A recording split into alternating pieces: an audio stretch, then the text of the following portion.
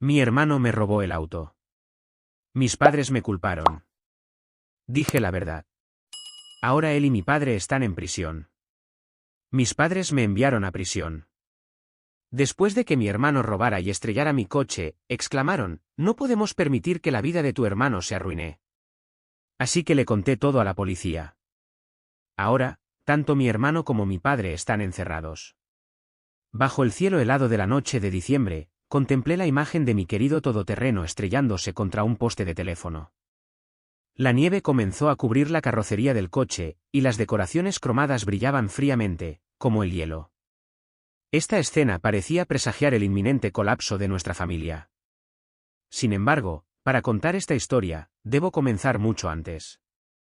Porque las distorsiones dentro de nuestra familia comenzaron hace mucho tiempo. Mi nombre es Kristen Carson. Esta historia podría parecer que gira en torno a una disputa por un coche en la superficie. En realidad, sin embargo, es un registro de las distorsiones de larga data en mi familia que estallaron todas a la vez. El coche no era más que un símbolo, los acontecimientos que lo rodearon sacaron a la luz sin piedad las verdades que no queríamos ver dentro de lo que parecía ser una familia pacífica. Las quejas, los secretos y las cicatrices de todos se desbordaron desde aquella noche en adelante. Mirando hacia atrás, aquella noche fue un punto de inflexión para nuestra familia. En mi familia, había una jerarquía tácita, pero reconocida, y en su cima estaba mi hermano, Jonathan.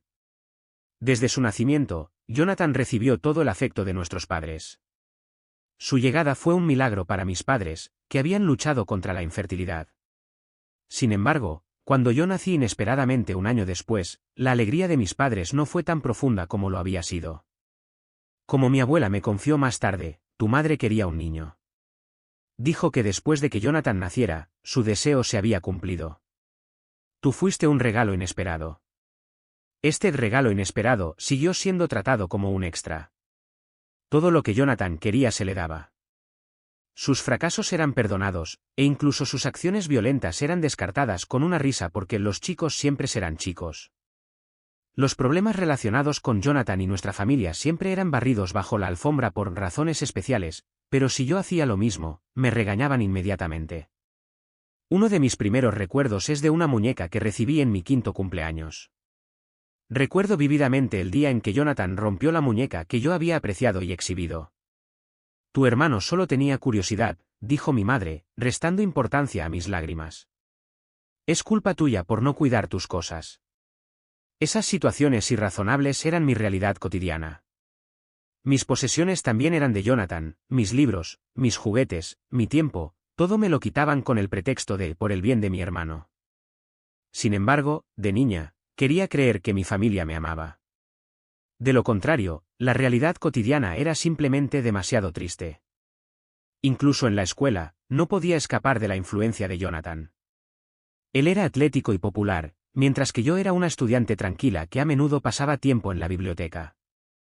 Sentía que no tenía cabida en ningún sitio, pero la tranquila biblioteca era mi santuario.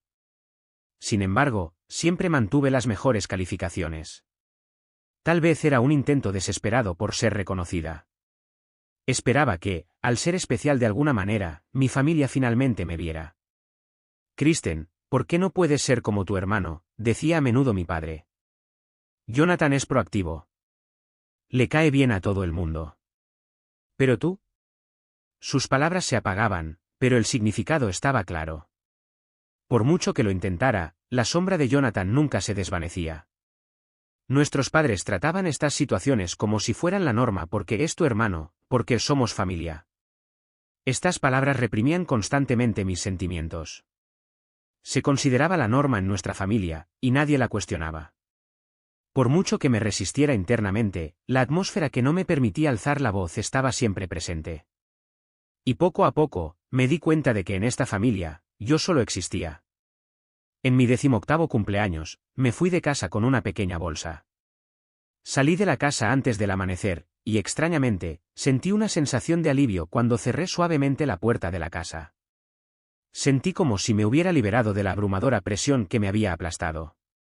No miré hacia atrás, solo caminé hacia adelante. Desde algún lugar a lo lejos, se oía el canto de los pájaros, y a medida que la tenue luz comenzaba a iluminar el cielo, una comprensión surgió silenciosamente en mi interior: estaba comenzando una nueva vida. El que me dio la bienvenida fue mi tío paterno, Douglas. Tenía vagos recuerdos de haberlo conocido cuando era pequeña, pero desde entonces, había habido poca interacción. Sin embargo, como ex policía, hacía tiempo que estaba preocupado por la situación de mi familia. Esto se remonta a la época en que mi familia visitó la casa del tío Douglas cuando yo era pequeña. Por casualidad, el tío Douglas escuchó a mis padres elogiando a Jonathan mientras me menospreciaban. Kristen es un poco demasiado introvertida, ¿no? No podría ser más extrovertida como Jonathan, dijo mi padre. A lo que mi madre rió y respondió: bueno, es una chica, así que tal vez no se pueda evitar. Aunque el tío Douglas no profundizó en el asunto en ese momento, ocasionalmente me vigiló después. A veces llamaba y preguntaba: ¿está bien Kristen? Pero mis padres lo descartaban a la ligera diciendo: oh, está bien. Su preocupación se convirtió en convicción cuando aparecí en la lista de los mejores estudiantes publicada por mi escuela secundaria. El tío Douglas la vio por casualidad y quiso elogiar mis esfuerzos, pero se encontró con la fría respuesta de mis padres cuando se puso en contacto con ellos. Las calificaciones de Kristen son buenas, pero lo más importante es que a Jonathan le va bien en su nuevo equipo deportivo, dijeron, cambiando de tema. En ese momento, el tío Douglas se dio cuenta de cómo me trataban dentro de la familia. Desde entonces, el tío Douglas había resuelto en secreto tenderme siempre una mano amiga cada vez que necesitara ayuda. Cuando acudía él a la edad de 18 años, me acogió sin dudarlo. Su casa estaba llena de una atmósfera tranquila que nunca antes había experimentado. Las paredes estaban adornadas con fotografías que había tomado durante sus días de actividad, y las estanterías estaban llenas de libros relacionados con la policía y revistas sobre su afición, la pesca. Todo parecía reflejar su personalidad, y cada detalle me parecía fresco. Aquí puedes ser tú misma, me dijo el tío Douglas, proporcionándome una pequeña habitación. Aunque modesta, la habitación estaba amueblada con cálidos muebles de madera y suaves cortinas, creando un espacio reconfortante. Esa noche, lloré lágrimas de alegría por tener mi propio espacio por primera vez. Enterré la cabeza en la almohada, incapaz de contener las emociones que había estado reprimiendo. El tío Douglas me regaló su todoterreno, que había utilizado durante su época de policía. No estaba en perfectas condiciones, pero el motor era robusto y el interior estaba bien cuidado. Le tengo un cariño especial a este coche, dijo, acariciando suavemente el capó. Kristen, creo que lo cuidarás bien. El coche se convirtió en algo más que un medio de transporte para mí. Simbolizaba la libertad y la independencia, un testimonio de mi nueva vida. Cada vez que conducía, sentía que entraba en un mundo más amplio. La sensación del volante, las vibraciones al pisar el acelerador, todo me recordaba que estaba viva. Pulir el coche antes de ir a trabajar se convirtió en mi ritual diario, casi como una meditación. Al limpiar la carrocería con un paño, sentía que mi mente se alineaba gradualmente. El sonido del motor al arrancar parecía un latido lleno de esperanza. Recuerdo vívidamente la frialdad del viento y la sensación de libertad cuando conduje el coche por la ciudad por primera vez. La vida con el tío Douglas curó gradualmente mi espíritu. Durante las cenas, nos reíamos con las historias de sus días como policía y de sus viajes de pesca. Esos momentos de paz se volvieron increíblemente preciosos para mí. No estaba acostumbrada a ser amada, pero el tío Douglas siempre estaba de mi lado, respetando mi existencia. Por primera vez, empecé a comprender lo que significaba ser yo misma. Los días que pasé en su casa estaban configurando una nueva forma de familia para mí. La familia se determina por los lazos, no por la sangre. Las palabras del tío Douglas resonaron profundamente en mí. Mientras tanto, la vida de Jonathan estaba llena de confusión. En el instituto, fue celebrado como un atleta estrella, pero las cosas no le fueron bien después de entrar en la universidad. Al principio, recibió una beca y llevó una vida glamurosa como miembro del equipo de fútbol americano. Pero su falta de concentración en los entrenamientos y su indulgencia en el juego llamativo le llevaron a obtener malas notas. Finalmente, se vio obligado a abandonar los estudios después de 2 años. Después, pasó por varios trabajos, ninguno de los cuales duró mucho debido a los conflictos con los supervisores o a las críticas por su falta de responsabilidad. Jonathan siempre se jactaba: puedo hacer cosas más grandes, pero la realidad no lo aceptaba. Su irresponsabilidad se manifestó también en su vida personal, causándole problemas por exceso de velocidad y conducción bajo los efectos del alcohol, y llevándole a la destrucción de 3 coches. El peor incidente fue cuando destrozó por completo el último coche al estrellarlo contra un poste de teléfono. Después de eso, la compañía de seguros se negó a renovar su contrato, y ya no pudo tener coche. Sin embargo, su obsesión por los coches seguía ahí. Esta fijación acabó llevando su mirada a mi querido todoterreno. La noche de Navidad, pasé un rato con mi familia en casa de mis padres por primera vez en mucho tiempo. La razón por la que visité a mi distanciada familia fue una carta de mi madre. A medida que se acercaba el fin de año, me envió una breve carta diciendo que sería agradable que pudiéramos pasar un rato juntos en familia. El contenido era simple, pero no pude calibrar la emoción que había detrás y decidí asistir después de algunas dudas. Tal vez aún no había reunido el valor para cortar por completo los lazos con mi familia. La nieve seguía cayendo silenciosamente fuera de la ventana, envolviendo los alrededores en un mundo blanco y plateado. El salón estaba cálido con la chimenea encendida, y la mesa estaba puesta con pavo asado, puré de patatas y cazuela de judías verdes, creando la apariencia de una reunión familiar perfecta. Mi madre trajo un pastel de la cocina, y mi padre sirvió vino, ambos con buen humor. Pero yo estaba sentada allí sintiéndome incómoda. Jonathan parecía actuar como si nada estuviera mal, pero cada vez que su mirada se volvía hacia mí, una sensación de cansancio se extendía por mi corazón. Había notado su interés por el todoterreno mucho antes. Unas semanas antes de Navidad, nos habíamos reunido accidentalmente un día de fiesta. Mientras almorzaba en una cafetería cerca de la casa del tío Douglas, Jonathan apareció de repente. Parecía que el apartamento en el que vivía en ese momento estaba cerca de la casa del tío Douglas, y me había visto por casualidad. «Kristen, ¿vives por aquí?», se sentó con una mirada de sorpresa en su rostro. Al principio, fui cautelosa, pero Jonathan empezó a charlar con su habitual desenfado, preguntándome por mi vida. Fue entonces cuando me di cuenta de que su mirada se dirigía hacia mi todoterreno aparcado en el aparcamiento. «Oye, Kristen, ese coche es tuyo», señaló, con los ojos iluminados. «Fue un regalo del tío Douglas», respondí, y Jonathan asintió con admiración. «Es un buen coche. Tiene un aspecto robusto que me encanta. Me gustaría tener uno así algún día, pero ahora mismo no es posible», dijo Jonathan, con una mirada que insinuaba algo más que mera curiosidad. Incluso durante nuestra conversación informal, se hizo evidente que estaba obsesionado con él. Este breve reencuentro me hizo consciente del interés de Jonathan por mi todoterreno. Tal vez por eso, la noche de Navidad, tuve una persistente ansiedad de que pudiera fijarse en él. El incidente ocurrió hacia el final de la noche, después de que la familia se hubiera retirado a sus habitaciones. Yo era la única que quedaba en el salón. Mientras miraba la chimenea, perdida en mis pensamientos, de repente me di cuenta de que me faltaban las llaves del coche. No estaban en mi bolso. Una sensación de inquietud se convirtió rápidamente en un presentimiento. Corrí a la ventana y vi que el espacio donde había estado aparcado el todoterreno estaba ahora vacío. Sentí que la sangre se me iba de la cara. Cogí apresuradamente mi teléfono y abrí la aplicación de rastreo que había instalado el tío Douglas. La pantalla parpadeó con la indicación de que el coche se estaba moviendo a varios kilómetros de distancia. Jonathan había cogido las llaves de mi coche sin que me diera cuenta y había robado mi querido todoterreno. Más tarde supe que necesitaba el coche para ir a una fiesta con sus amigos.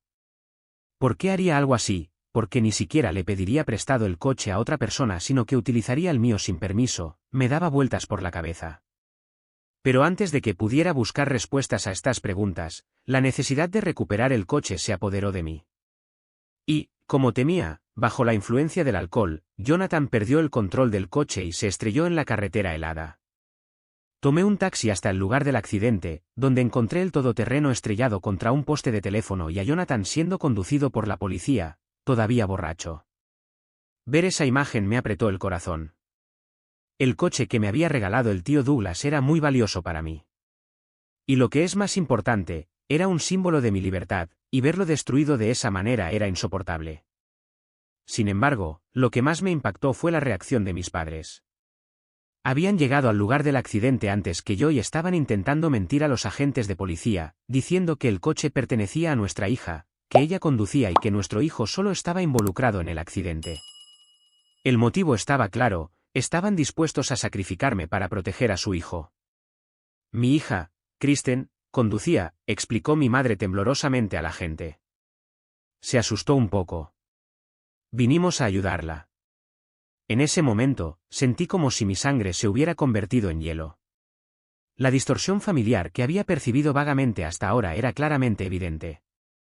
Mis padres nunca habían tenido realmente la intención de protegerme. Cualquier pequeña esperanza que tuviera para mi familia se evaporó en ese instante. Sintiendo una oleada de ira creciendo en mi interior, decidí llamar al tío Douglas.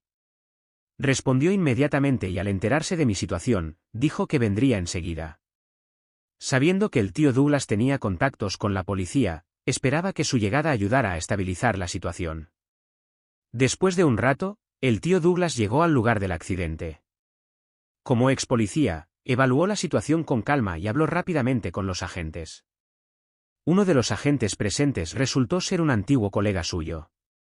Estoy al tanto de lo que ha ocurrido aquí. Jonathan conducía un coche robado, comenzó su testimonio. La declaración del tío Douglas, las imágenes de vigilancia del lugar del accidente y los registros de rastreo de mi coche coincidían, demostrando claramente que Jonathan había robado el coche. Posteriormente, la policía llevó a cabo una investigación más detallada, y Jonathan fue arrestado por conducir sin licencia y bajo los efectos del alcohol. Sus acciones resultaron en la suspensión de su licencia por más de un año, una multa de varios miles y antecedentes penales. Entonces, la discusión sobre el coste de la reparación del coche comenzó en una atmósfera más polémica de lo previsto. Bajo las luces fluorescentes del taller de chapa y pintura, el rostro de mi padre parecía más severo de lo habitual. Jonathan se ofreció a pagar todos los costes de la reparación. Debió ser una decisión importante para él. Sin embargo, mis padres se opusieron a su decisión. No hay necesidad de eso, dijo mi madre con voz temblorosa. Somos familia. Deberíamos compartir la carga. Esa declaración me atravesó por dentro. Las emociones que había reprimido durante años se desbordaron como una presa que estalla. Basta ya, grité. ¿Por qué siempre lo protegéis? No tuve más remedio que irme de casa a la del tío Douglas, todo por vuestra culpa. Lo estáis encubriendo incluso después de que me robara el coche. E incluso intentasteis mentir a la policía.